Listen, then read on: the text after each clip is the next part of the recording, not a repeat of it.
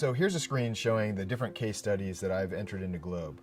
And I'm going to start with the one that is most dear to me, my first case study of land change in Xijia village in China, which is in the Yangtze Plain. It's very densely populated. It's a very flat area, and it's very influenced by the market because it's very near Shanghai. And so what I'm going to do is I'm going to look at the global context of Xijia village using a global similarity analysis.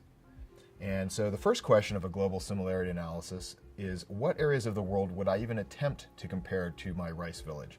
And obviously, remote wildlands aren't even remotely comparable, so I'm going to exclude those. I'm going to filter those out of my global context. And then the next question is, what variables describe that context? And the simple and most obvious one is just, it's a rice village, so areas that produce rice would be a logical first choice. So I'm going to select areas of rice as my first variable, and I can show what the variable looks like, the global patterns of rice.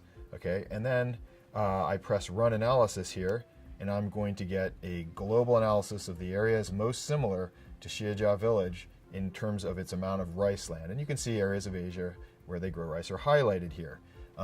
So what kinds of study sites? Down here we have case studies that are similar to mine, the most similar, and we have Bua Da Village, Vietnam. I'm going to take a look at that. So I'm going to click on that link and look at this site. Oh, this is an area that is definitely very hilly and somewhat remote. It doesn't resemble the market influence floodplains, the flat areas of Xijia village. So clearly I need to include some more information about the kind of the market influence and the flat context of this site. So I'm going to add another variable, market access index, because that'll help me differentiate the areas. Let me look at what that looks like. There's the global pattern. These are the areas that are very influenced by big cities and markets, just like Xijia village. And then I'm going to run my analysis and look at the pattern there. And now we have areas of rice that are heavily market influenced. Let me look at the most similar site that Globe has identified. And here I find a place, this is the floodplains, fertile floodplains near Tokyo City. Clearly a rice growing area with a lot of market influence. So this is an obvious choice for a similar type of site. And let's have a look at the paper that's attached to this. And here is the case study publication.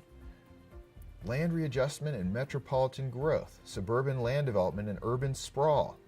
Interesting. That's something I would definitely want to know in terms of the context of what might be going on in Xijia village now that it's been almost 20 years since I worked there.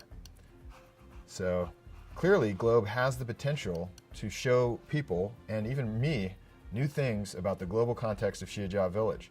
So now the next thing is to actually share that context. Globe allows me to very quickly describe the global context of a site and share that with the world. And so I'm going to save that. And now I can publish it. And this will give me a publication that I can share online.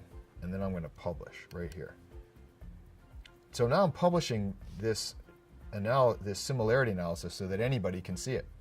And finally, I can tweet it out to the world.